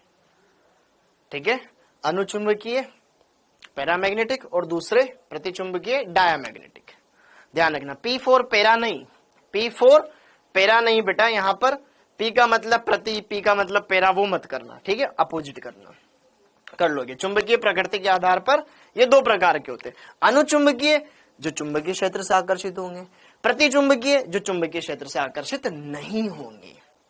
अब किसी भी तत्व के लिए उसके चुंबकीय गुणों को समझने के लिए एक चुंबकीय, यहां पर चुंबकीय क्वांटम चुंबकीय आघूर्ण हम पढ़ेंगे। चुंबकीय आघूर्ण जिसकी हेल्प से हम किसी के भी लिए चुंबकीय आघूर्ण का मान ज्ञात कर सकते हैं। यार ये ज्यादा चुंबकीय, ये कम चुंबकीय।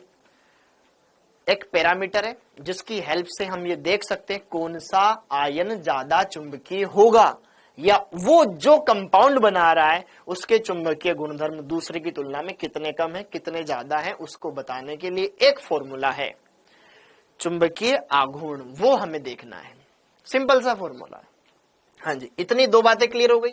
अब इन दो बातों के बाद हाँ जी, चुंबकीय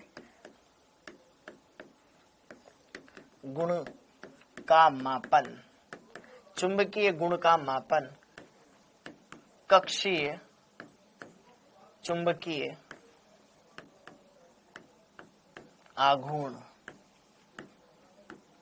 कक्षीय चुंबकीय आघूर्ण या कक्षीय चुंबकीय आघूर्ण या प्रचक्रण मात्र, प्रचक्रण मात्र चुंबकीय आघूर्ण, प्रचक्रण मात्र चुंबकीय आघूर्ण म्यू, प्रचक्रण मात्र चुंबकीय आघूर्ण द्वारा किया जाता है, ठीक है। बस ज्यादा थोड़ी नहीं लिखेंगे, किया जाता है। और इसका सूत्र क्या होता है बेटा, म्यू बराबर होता है √ n गुणा n+2, √n गुणा n+2। इसका मात्रक होता है B.m, बोर मैग्नेट्रॉन,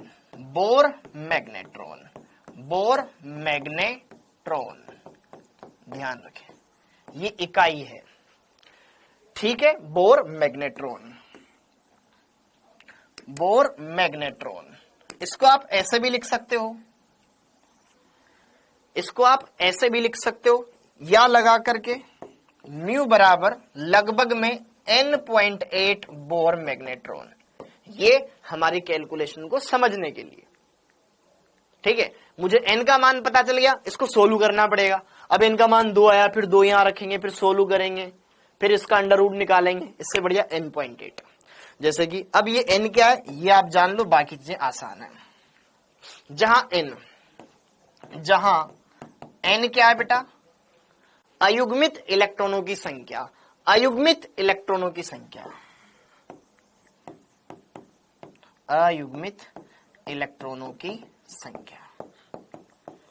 बस इस सूत्र में मान रखो, सारी बातें क्लियर हो जाएगी। n क्या है, अयुग्मित इलेक्ट्रॉनों की संख्या। थोड़ा सा स्पीड में लिखेंगे। ये स्पिन ओनली मैग्नेटिक मोमेंट का फॉर्मूला है, जिसको आप आराम से समझ सकते हो, ठीक है। प्रचक्रण मात्र चुंबकीय आघूर्ण का फॉर्मूला है, चुंबकीय आघूर्ण म्यू का फॉर्मूला है। n क्या है, जहां पर अयुग्मित इलेक्ट्रॉनों की संख्या। एक बार नोट करें, फिर इससे रिलेटेड कुछ पॉइंट्स है जो मैं आपको बताना चाहूंगा।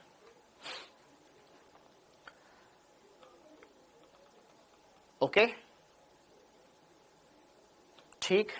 जैसे कि देखो ध्यान से, मैं कुछ आयन बनाता हूं, उन आयन का चुंबकीय आघूर्ण हम ज्ञात करेंगे, ठीक। ओके, ताकि थोड़ा सा आपके प्रैक्टिस में आ जाएगा। यही आप उपसहसंयोजक यौगिक वाले चैप्टर में भी करोगे, ठीक है। संकुल का निर्माण बाद में कर लेंगे, पहले क्वेश्चन कर लेते हैं थोड़े बहुत, ताकि आपको ये चीज क्लियर हो जाए एकदम। डन। ओके, जैसे कि मेरे पास कोई आयन है XYZ, जैसे कि मैंने ले लिया यहां पर क्रोमियम ले लिया +3 में, क्रोमियम +3 है। अब क्रोमियम +3 के लिए मुझे म्यू की वैल्यू कैलकुलेट करनी है। मुझे यहां पे क्या देखना है, n का मान। n क्या है, अयुग्मित इलेक्ट्रॉनों की संख्या। अब Cr+3 में अयुग्मित इलेक्ट्रॉन देखो कितने, इलेक्ट्रॉनिक विन्यास लगेगा। देखो मुझे Cr+3 का चुंबकीय आघूर्ण ज्ञात करना है, हाँ है ना। तो Cr+3 का इलेक्ट्रॉनिक विन्यास कितना है ये चेक करो। तो रसगुल्लो, अगर मैं बात करूं क्रोमियम का इलेक्ट्रॉनिक विन्यास, आर्गन, क्या 3d5,4s1 होता है? क्या 3d5,4s1 होता है सिर्फ क्रोमियम का? हाँ या ना। मेरे को इसमें से 3 इलेक्ट्रॉन निकालने, तभी तो +3 आवेश आया। पहला इलेक्ट्रॉन एस से निकल गया तो यहां 0 हो गया, 2 इलेक्ट्रॉन यहां से निकल जाएंगे तो क्या यहां पर 3 हो जाएगा? क्या डी में 3 इलेक्ट्रॉन हो गए क्या? हाँ या ना? अगर डी में 3 इलेक्ट्रॉन हो गए तो 3 इलेक्ट्रॉन अगर मैं आपको यहां पे बताना चाहूं, 1 2 3 4 5 कक्षक, ये 1 2 3 इलेक्ट्रॉन है। अयुग्मित इलेक्ट्रॉन कितने? 3। एन का मान कितना आ गया? 3 आ गया। तो म्यू का मान कितना आ जाएगा? सूत्र में रखोगे 3.9 के आसपास आएगा, जो कि अप्रोक्सीमेट 3.8 है। हर एक का लगभग मान इतना ही आता है बेटा। म्यू का मान 3 रखोगे तो आप लगभग 3.8 बोहर मैग्नेट्रॉन बोल सकते हो। ये लो, इससे उल्टा करो, यहां 3 लिखा हुआ है, 3.8 है, अयुग्मित इलेक्ट्रॉन कितने? 3 है। ये समझो, कभी म्यू का मान दे रखा हो तो अयुग्मित इलेक्ट्रॉन वहां से पता लगा सकते हैं कि कोई आपको आयन दे रखा है, उसके म्यू का मान इतना है, उसके म्यू का मान इतना है, तो आप बता सकते हो उसके म्यू का मान इतना है, तो आप बता सकते हो उसमें कितने अयुग्मित इलेक्ट्रॉन है? डेफिनेटली बता सकते हैं, डेफिनेटली बता सकते हैं। एक बढ़िया सा क्वेश्चन मेरे दिमाग में आ रहा है, उस क्वेश्चन को करते हैं। एक बढ़िया सा क्वेश्चन है जो मेरे दिमाग में आ रहा है, उसको ट्राई करते हैं एक बार आपके साथ। हाँ जी, ये हो गया, आराम से देख सकते हो। एक क्वेश्चन ट्राई करते हैं, ठीक है। एक तत्व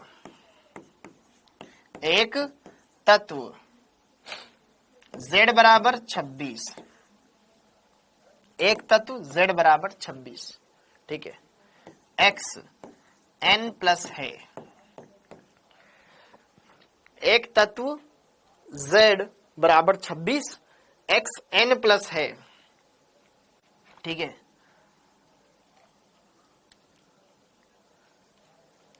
एक तत्व XN प्लस है, तो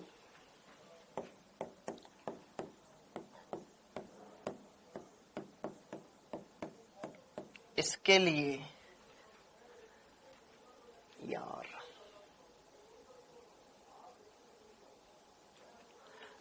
तो अच्छा XN 26 है, तो इसके लिए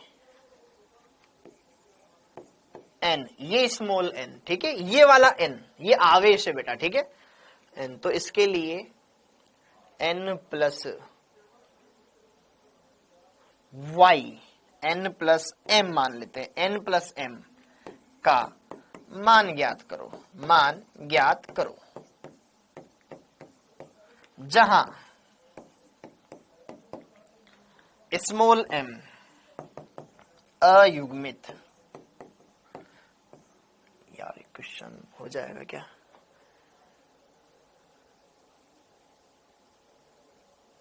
अयुग्मित इलेक्ट्रॉनों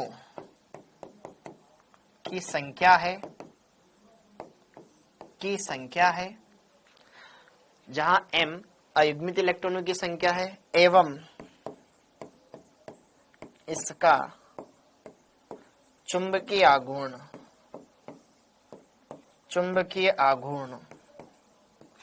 इसका चुंबकीय आघूर्ण 2.8 bm है। अब कर सकते हैं, अब इसको कर सकते हैं। हाँ जी, ट्राई कीजिए बेटा।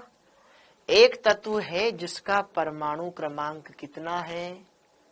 जिसका परमाणु क्रमांक हमने मान लिया 26 है।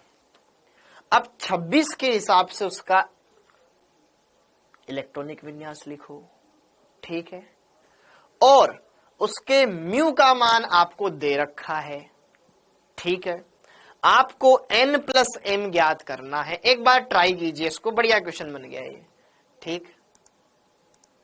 हाँ जी, आपको दिमाग ये चलाना है कि कौन क्या है। हाँ जी, n प्लस m, n आवेश इस क्वेश्चन में देखो, n आवेश है, और m क्या बोल रहा हूं? अयुग्मित इलेक्ट्रॉनों की संख्या है। तो यहां पे बताओ म्यू कितना? सर म्यू n.8 कैसे? अरे बालक, इस सूत्र में तू n का मान रखेगा तो तेरे को म्यू मिलेगा, और जो म्यू का मान मिलता है ना वो इस एन के आसपास, जैसे कि तेने 1 रखा, सोल्व करेगा तो यहाँ पे मान आएगा 1.1, तो जो 1 है ना वो इसका एन का मान है। 1.1, 1.8, 2.8, 3.8, 4.8, 5.8 ऐसे मान आता है। तो आगे का जो पॉइंट से पहले वाला वैल्यू है ना उसको समझ ले, वही तेरे एन का मान होता है। ठीक है, हाँ जी। देखो देखो देखो देखो देखो देखो, अब ये तुम्हें ये क्वेश्चन करवाता हूं। क्वेश्चन समझ में आया? क्वेश्चन समझ में आया? एक तत्व है जिसका परमाणु क्रमांक 26 है, Fe हो गया, उस पर आवेश हमें पता नहीं है, लेकिन उसके म्यू का मान पता है, इसलिए उसका आवेश हम सोच सकते हैं क्या हो सकता है पॉसिबल। ठीक है, नहीं होगा तो फिर कुछ करेंगे कैसे भी करके, क्योंकि क्वेश्चन हो सकता है गलत भी बन सकता है बेटा। ठीक, लेकिन मैं चाह रहा था कि बढ़िया क्वेश्चन बन जाए, क्योंकि मैंने एक क्वेश्चन ऐसा देखा था कहीं पर बुक में। हाँ जी, तो यार यहाँ पे Fe है जिसमें +n आवेश है, इसके लिए म्यू का मान दे रखा है 2.8 bm, और हमें क्या पूछ रहा है, n + m का मान पूछ रहा है, यही पूछ रहा है। तो इस म्यू वाले सूत्र से m का मान कितना हो गया? देखो म्यू का फॉर्मूला होता है n.8, ये n अलग था, अयुग्मित इलेक्ट्रॉनों की संख्या। मैंने क्वेश्चन में m को मान लिया अयुग्मित इलेक्ट्रॉनों की संख्या, तो यहां पर क्या m बराबर 2 हो गया? m बराबर 2 हो गया, तो यहां पर तो m बराबर क्या 2 हो जाएगा। पहली बात तो ये देखो, म्यू के फॉर्मूले में जो यहां पर होगा वही m होगा। अब Fe का इलेक्ट्रॉनिक विन्यास इस तरीके से अरेंज करो कि यार इसका म्यू कितना है, 2.8 है। अब Fe का इलेक्ट्रॉनिक विन्यास ये 26 नंबर पे आता है, आर्गन 3d6 4s2 इसका इलेक्ट्रॉनिक विन्यास होता है। अब ध्यान से देखना है ना, डी में कितने इलेक्ट्रॉन है बेटा? 6 इलेक्ट्रॉन है, और s में कितने इलेक्ट्रॉन है? 2 इलेक्ट्रॉन है। 6 इलेक्ट्रॉन भरो, 1 2 3 4 5 6, और डी में 2 इलेक्ट्रॉन भर दिए। हाँ जी, अब क्वेश्चन में क्या पूछा गया है कि केवल 2 ही अयुग्मित इलेक्ट्रॉन होने चाहिए, केवल 2 ही अयुग्मित इलेक्ट्रॉन होने चाहिए। तो इस पे कितना आवेश है? देखो अभी अयुग्मित इलेक्ट्रॉन कितने हैं? 4 है। अयुग्मित इलेक्ट्रॉन कितने हैं? 4, इसमें 4 है और 2 यहां पर है। अब एक बार आप पहले सोचो, फिर मैं बताऊंगा, दिमाग लगाओ। कितने इलेक्ट्रॉन निकालने होंगे मुझे कितने अयुग्मित इलेक्ट्रॉन निकालने होंगे बेटा? कितने अयुग्मित इलेक्ट्रॉन निकालने होंगे? क्या 4 इलेक्ट्रॉन निकालने पड़ेंगे? क्या 4 इलेक्ट्रॉन निकालने पड़ेंगे? मेरे को ये बताओ, क्या 4 इलेक्ट्रॉन निकालने हैं? सर 4 इलेक्ट्रॉन निकालने हैं, तभी यहां 2 बचेंगे। सर 2 तो इससे निकालोगे और 2 यहां से निकालो। क्या 4 इलेक्ट्रॉन निकालने पड़ेंगे? क्योंकि इससे तब निकलेंगे जब पहले इससे निकलेंगे। बाह्यतम कोश ये है, पहले सर 2 यहां से निकालो, इनका तो निकलना है। अब इसमें से कितने निकालूं? 4 अयुग्मित थे, 2 और निकाल दो, तो 4 यहां पर आपको इलेक्ट्रॉन निकालने पड़ेंगे, 2 ये 2 ये, तो बचे कितने? 2, मतलब यहां पे आवेश 2 ये निकालने पड़े, 2 ये निकालने पड़े। आवेश कितना आएगा? सर Fe कहां से आया? अरे पगले, Z बराबर क्या दे रखा है? 26 दे रखा है ना, Z बराबर 26 दे रखा है ना। अच्छा नूर, Z बराबर 26 दे रखा है ना Fe। देखो भाई, परमाणु क्रमांक 26 था, तो उसके हिसाब से हमने ये समझ लिया कि ये तो Fe दे रखा है, तो क्यों झूठ मूठ ढिंडोरा पीटना। तो हमने Fe को समझ लिया, इसका म्यू का मान दे रखा है 2.8, और ये आगे जो संख्या होती है किसको दिखाती है? अयुग्मित इलेक्ट्रॉनों की संख्या को, वो मैंने मान ली m। तो m का संबंध क्या इस 2 से होगा कि नहीं होगा? होगा, बिल्कुल होगा, m बराबर 2 है। अब हमें ऐसा Fe का आयन बनाना है जिसमें सिर्फ 2 अयुग्मित इलेक्ट्रॉन रहे। क्या मेरी बात समझ में आ रही है आपको? हमें ऐसा Fe आयन बनाना है जिसमें सिर्फ 2 अयुग्मित इलेक्ट्रॉन रहे। तो हमने Fe के इलेक्ट्रॉनिक विन्यास को देखा। सर इसमें अभी 4 अयुग्मित इलेक्ट्रॉन है, सर 2 इलेक्ट्रॉन निकाल दो। लेकिन डायरेक्ट इसके नहीं निकलेंगे, ये 3D है, 4s बाह्यतम कोश है, पहले s के 2 निकालो। दिमाग से करना पड़ेगा पूरा क्वेश्चन, बढ़िया क्वेश्चन है। 2 यहां से निकालोगे, क्लियर, 4 है, 2 और निकालो, 2 डी से निकालो, 2 एस से निकलो, 2 डी से निकालो, 4 इलेक्ट्रॉन निकालने पड़ेंगे। अगर मैं इसको Fe+4 कर दूं बेटा, तो यहां पर ये आर्गन, ठीक है, 2 यहां से निकाल दो और 2 यहां से निकाल दो। चलो सिंपल में कर देते हैं, ठीक है। अगर मैं Fe+4 कर दूंगा तो यहां पर क्या बढ़ जाएगा, 2 ये खाली हो गया, ये 4s खाली हो गया, 4s 0 हो गया, और फिर 2 यहां से निकाल दो तो यहां 3d4 रह जाएगा।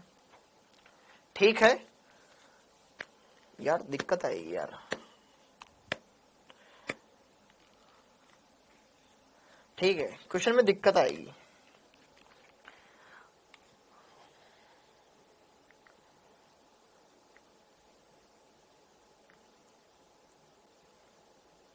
क्वेश्चन में दिक्कत ये आएगी बेटा, क्योंकि हम जब इलेक्ट्रॉन निकालेंगे ना, फिर भरेंगे भी तो उस हिसाब से। भाई 2 इलेक्ट्रॉन यहां से निकाल दिए मैंने, और यहां पे डी में है 6 इलेक्ट्रॉन। डी में कितने इलेक्ट्रॉन है, 6 इलेक्ट्रॉन है। मेरी बात आप पूरी समझना कि जो हम करने जा रहे हैं क्या वो सही है या गलत है, मैं उस चीज को समझाना चाह रहा हूं, आप ये समझ सके कि नहीं नहीं सर हम ये गलत कर रहे हैं। देखो ध्यान से, m बराबर तो 2 दिख गया मेरे को। अब ये n का मान कैसे निकालूं मैं, ये मैं इस चीज पर आपको समझाना चाहता हूं। मैं कितने इलेक्ट्रॉन निकालूं, तो अब जरा देखो ध्यान से, अगर मैं +4 मैं 4 इलेक्ट्रॉन निकालता हूं इसमें, तो 2 यहां से निकलेंगे, 2 यहां से निकलेगा। सोचो, 2 यहां से निकलेंगे, 2 यहां से निकलेंगे, तो डी में कितने इलेक्ट्रॉन बच गए, 4। अब 4 इलेक्ट्रॉन तो एकल एकल एकल भरे जाएंगे ना, तो इनके मान अयुग्मित इलेक्ट्रॉन तो 4 हो गए, मैं रखने कितने, 2। सोचो सोचो, पहले जो हम सोच रहे थे क्या गलत सोच रहे थे। अगर मैं Fe+4 बनाऊंगा बेटा, यहां पर इस चीज को अभी आप यहां पे समझे, जैसे ही मैं यहां फिल करने लगा मेरे दिमाग में ख्याल आया कि अरे अपन गलत कर रहे हैं, थोड़ा सा अलग सोचो। देखो यहां पर जैसे ही मैंने इधर यहां पे मैं बना देता हूं कि यार डी में 6 इलेक्ट्रॉन है, एस में 2 इलेक्ट्रॉन है। हमने ऐसा क्वेश्चन बनाया जिसमें आपके अयुग्मित इलेक्ट्रॉन 2 रहने चाहिए, तो अब किस तरीके से हम वो बना सकते हैं भाई, ये तो 2 निकालने ही पड़ेंगे। अगर मैं +4 वाला निकालू, सपोज करो मैंने +4 वाला निकाला, तो मैं क्या करूंगा, 4s को खाली करूंगा, कर दिया 4s खाली, 2 इलेक्ट्रॉन यहां से निकालूंगा, तो डी में 4 रह गए। क्या Fe+4 अगर होता तो ऐसा होता। अब डी में 4 इलेक्ट्रॉन भरोगे तो एकल भरने में आएंगे, 1 2 3 4, पाप होता होता बच गया, 4 अयुग्मित इलेक्ट्रॉन है। हमें यहां से ये हिंट मिल गया, सर 2 और निकाल दो, Fe+6 कर दो, ठीक है। इसके बजाय ये नहीं चलेगा, हमारे Fe+6 होगा तो क्या चल जाएगा, सर 2 इलेक्ट्रॉन और निकाल दो, तो 3d2 4s 0 कर दो। ये सब हम क्या कर रहे हैं, सोच सोच के कर रहे हैं। 2 इलेक्ट्रॉन और निकाल दो, 2 बच गए, 4 थे 2 और निकाल, अब अयुग्मित इलेक्ट्रॉन 2 ही बच गए, सिर्फ 2 ही बच गए। क्योंकि बेटा यहां पर अगर मैंने सपोज करो Fe से Fe+4 बनाया, तो मेरे पास ये इलेक्ट्रॉनिक विन्यास आएगा, जो कि कहीं ना कहीं गलत है, क्योंकि 4 इलेक्ट्रॉन तो ऐसे भरने में आएंगे एकल एकल। उसको देख के तो हमने ऐसे बोल दिया था कि अरे यार 2 यहां से निकाल दो, 2 यहां से, 2 अयुग्मित इलेक्ट्रॉन बच गए। लेकिन फिर ये दिमाग कहां लगाया कि ये तो खाली हो गया, हुंड नियम तो लगा ही नहीं, हुंड नियम यहां लगाना तो ये आया। तो इसमें ही n बराबर अयुग्मित इलेक्ट्रॉन कितने, अयुग्मित इलेक्ट्रॉन यहां पर 2 है, 2 है, तो म्यू का मान सेटिस्फाई हो गया। तो इसके लिए अयुग्मित इलेक्ट्रॉन 2 हो तो म्यू का मान कितना जाएगा, 2.8 बोहर मैग्नेट्रॉन। भाई मैच कर गई चीजें। देखो अगर Fe+6 में होगा तो म्यू का मान ऑटोमेटिक 2.8 आ गया, तो मतलब इसका ये जो है आवेश है, इसका योग और इस 2 का योग कितना हो जाएगा 8। आंसर तब भी 8 ही आया, लेकिन हमने जो सोचा था पहले वो गलत सोचा था, वो मैं आपको समझाना चाह रहा हूं। एक बार इस बात को आप समझ लो। क्या ये क्लियर है बेटा?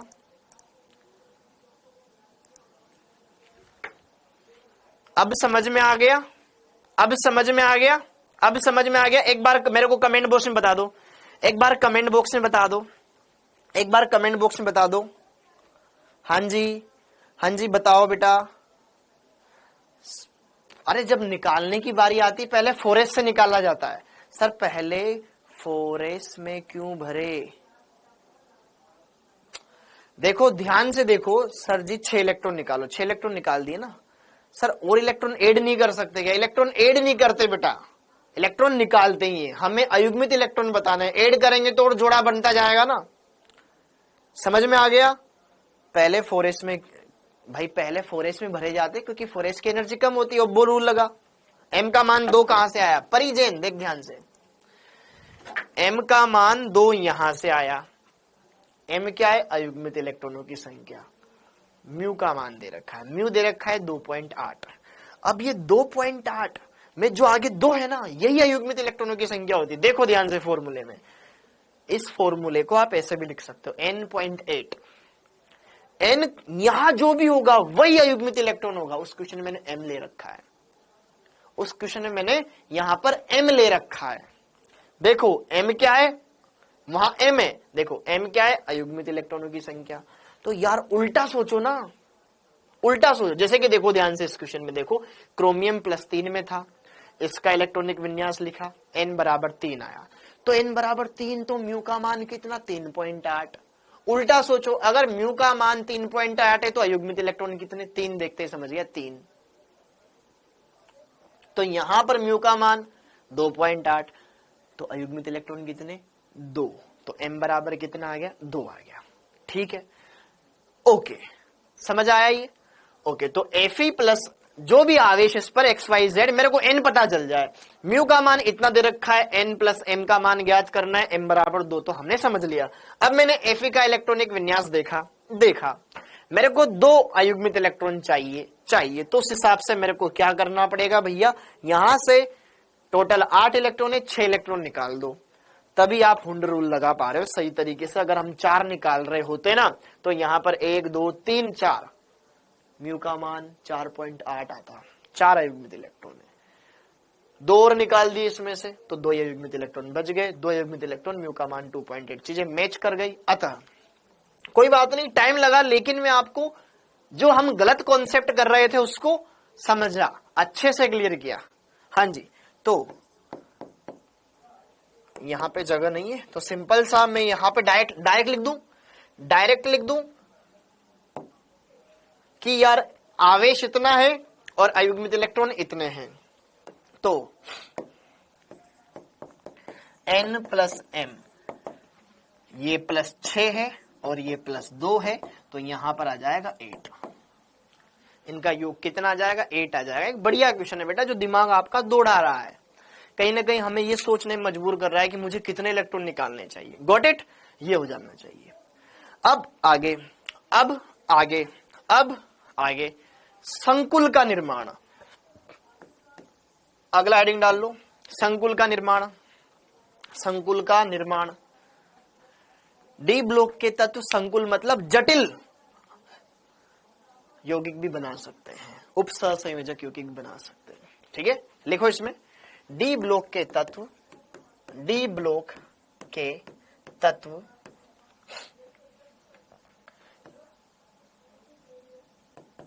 जटिल यौगिक को बोले तो उपसहसंयोजक संकुलों,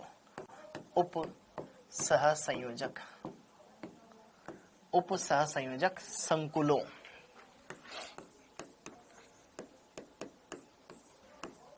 का निर्माण कर सकते हैं।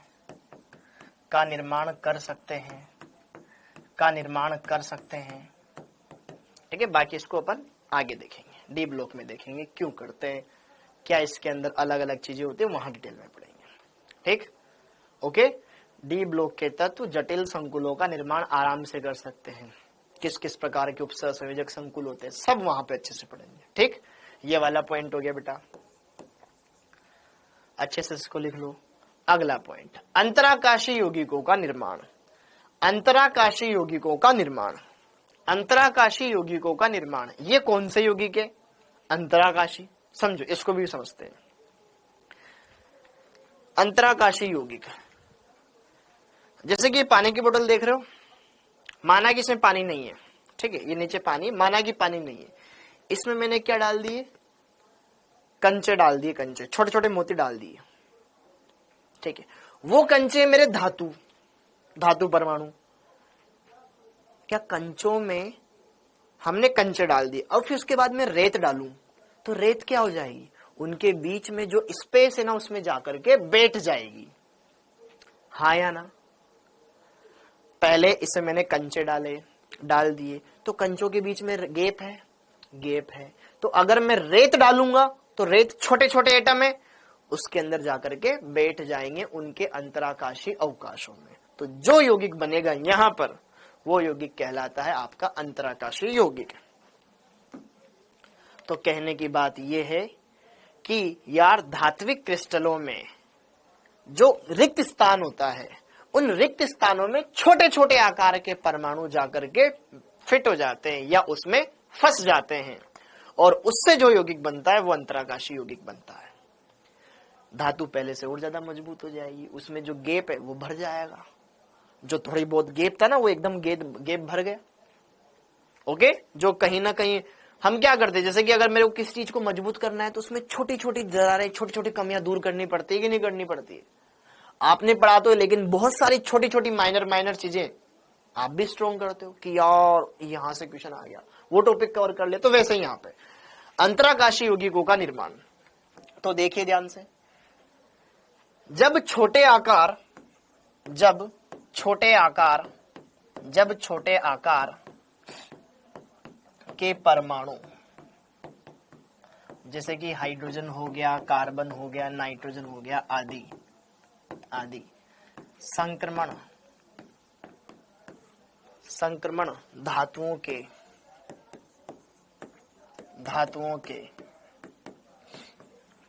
क्रिस्टलों में आ जाते हैं तो अंतराकाशी यौगिकों का निर्माण होता है। तो अंतराकाशी यौगिकों का निर्माण होता है, अंतराकाशी यौगिकों का निर्माण होता है, निर्माण होता है। कुछ बातें, यह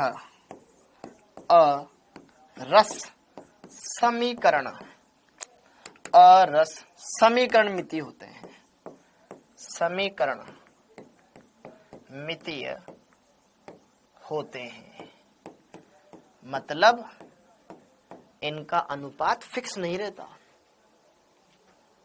ठीक है, इनका अनुपात कोई फिक्स नहीं रहता। ये शुद्ध धातु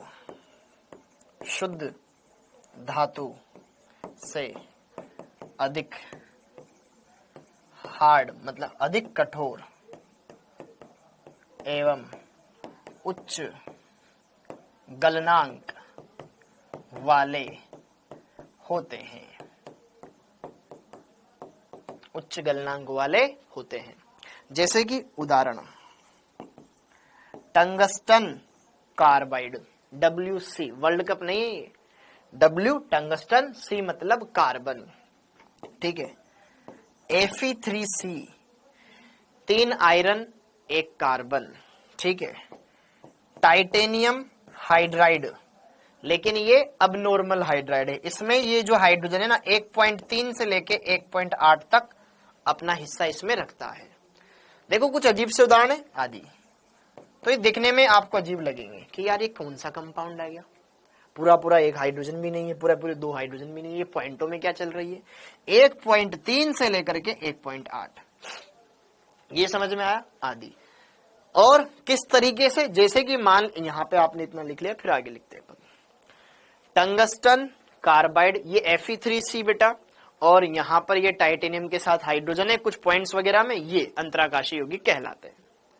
लिख लो फटाफट से इसको, सिंपल सारी चीजें, कोई भी ऐसी चीज नहीं है जो आपको दिक्कत देगी इसमें, यकीन मानो। फटाफट इसको नोट करो।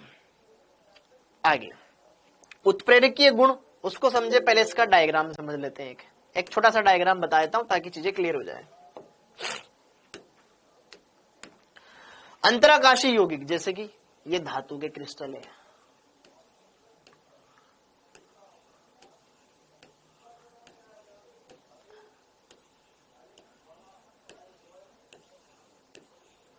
ये धातु है, ये क्या है, धातु परमाणु। अब इस धातु परमाणु के बीच में क्या, छोटे आकार के एटम्स जाकर के समाहित हो गए, कोई यहां पर, कोई यहां पर, कोई यहां पर, कोई यहां पर। ठीक है, तो जो कंपाउंड बन रहा है उन कंपाउंड को बोलेंगे अपन अंतराकाशीय यौगिक। अंतराकाशीय यौगिक का निर्माण, अंतराकाशीय यौगिक का निर्माण, यौगिक का निर्माण। ठीक है, लग रहा होगा बेटा थोड़ा सा कि थ्योरेटिकल बहुत ज्यादा हो रहा है सर ये, इसलिए मैं बोल रहा हूं इसके साथ अपन ऑर्गेनिक स्टार्ट करेंगे तो एक टॉपिक आपका बहुत अच्छा चला है। ठीक है, हाँ जी, ये है आपके पास छोटे आकार के परमाणु, छोटे आकार के परमाणु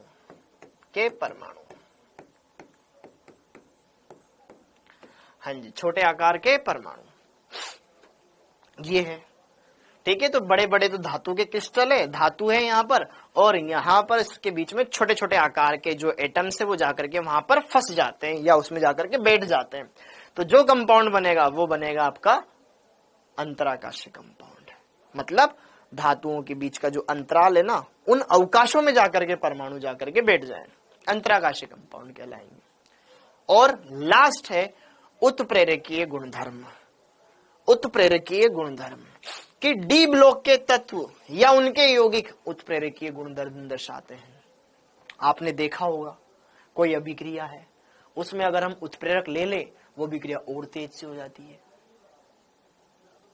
डी ब्लॉक के तत्वों में या इनके यौगिकों में ऐसी क्वालिटी पाई जाती है उत्प्रेरक के समान व्यवहार करने की। इसके पीछे क्या लॉजिक था, क्या रीजन है, सारी बातें हम समझेंगे।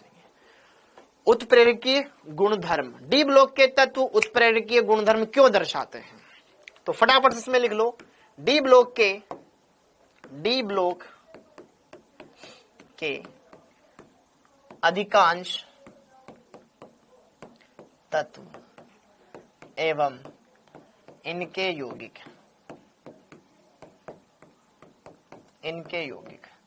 उत्प्रेरकीय गुणधर्म दर्शाते हैं। उत्प्रेरकीय गुणधर्म दर्शाते हैं, गुणधर्म दर्शाते हैं, उत्प्रेरकीय गुणधर्म दर्शाते हैं। कारण, क्या कारण है, क्या कारण इनके पास उत्प्रेरकीय गुणधर्म दर्शाने की? पहला कारण परिवर्तनशील संयोजकता, वेरिएबल ऑक्सीडेशन स्टेट दर्शाते हैं। परिवर्तनशील संयोजकता के कारण, परिवर्तनशील संयोजकता के कारण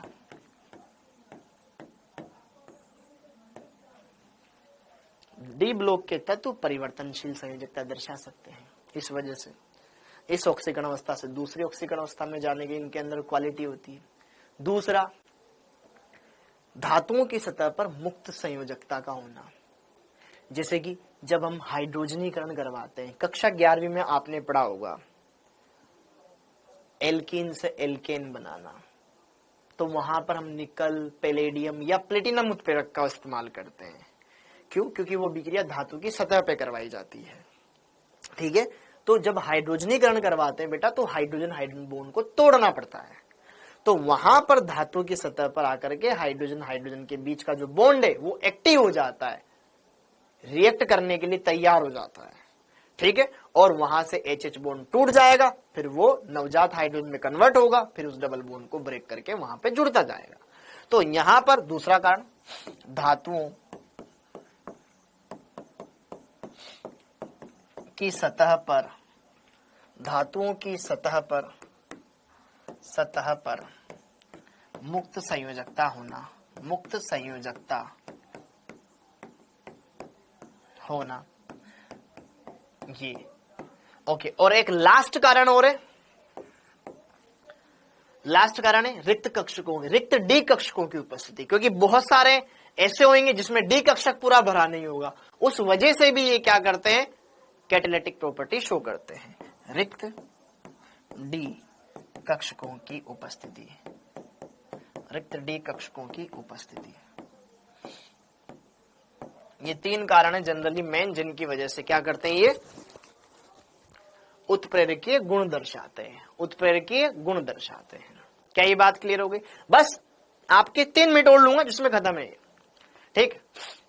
हाँ जी, ये क्लियर हो गया। बस 2 अभिक्रियाएं लिखवा दूंगा ताकि हाँ भैया ये उदाहरण इनके, ठीक है, इतना हो गया। ओके, ये क्लियर। अब देखो ध्यान से इनके उदाहरण, जैसे कि जब हम H2SO4 का निर्माण करते हैं बेटा संपर्क कक्ष विधि में, जब मैं क्या बना रहा होता हूं, H2SO4 बना रहा होता हूं, किंग ऑफ केमिकल तेजाब बना रहा होता हूं, तो उसमें SO2 बनाते हैं, फिर उसका ऑक्सीकरण करवाते हैं, तो वो SO3 में कन्वर्ट होता है।